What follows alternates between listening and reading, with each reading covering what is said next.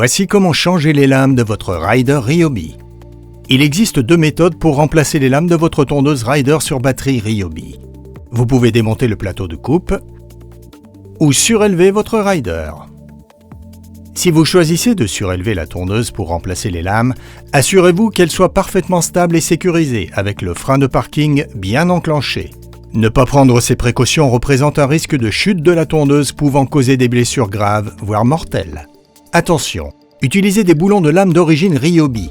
L'utilisation d'autres marques pourrait engendrer une situation dangereuse, voire endommager votre Rider. Pour cette démonstration, nous procéderons au démontage du plateau de coupe qui reste la méthode la plus recommandée pour faciliter le remplacement des lames.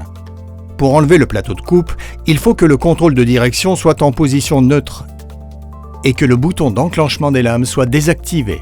Retirez la clé de démarrage et mettez le frein de parking. Puis, débranchez les câbles qui raccordent le plateau de coupe au Rider. Abaissez le plateau de coupe au niveau le plus bas, puis retirez les 4 rondelles et goupilles d'attelage qui sécurisent ce plateau. Puis, retirez les axes d'attelage qui maintiennent le plateau en place. Faites glisser le plateau pour le sortir du dessous du Rider. Pour bloquer la lame, placez une pièce de bois entre la lame et le carter de coupe. Desserrez l'écrou de la lame en le tournant dans le sens inverse des aiguilles d'une montre avec une clé de 15 mm.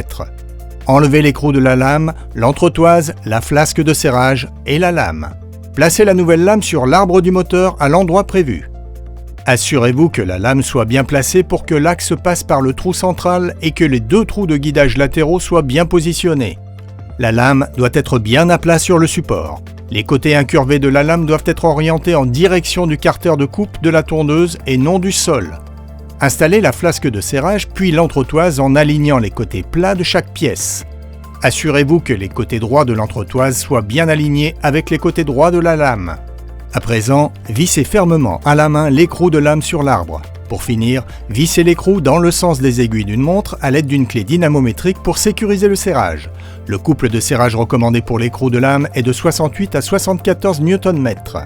Assurez-vous que toutes les pièces aient bien été replacées dans l'ordre exact dans lequel elles ont été enlevées.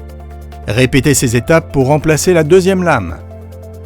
Lorsque vous replacez le plateau de coupe, alignez bien chaque côté du plateau sur les axes d'attelage avant, puis alignez sur les axes arrière. Les instructions concernant l'alignement du plateau de coupe sont indiquées dans le manuel. Pour plus d'informations, rendez-vous sur notre site ryobitools.fr où vous trouverez plus de détails sur ce produit et nos services.